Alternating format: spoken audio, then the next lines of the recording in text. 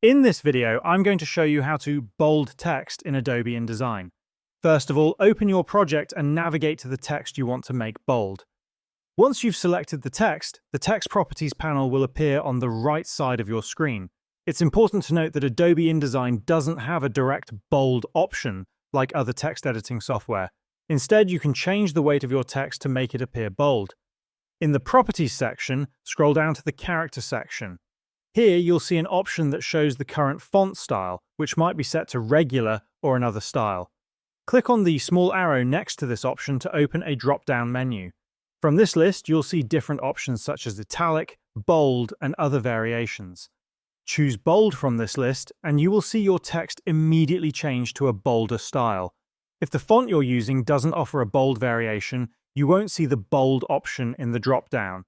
In that case, you need to change the font family to one that supports bold text.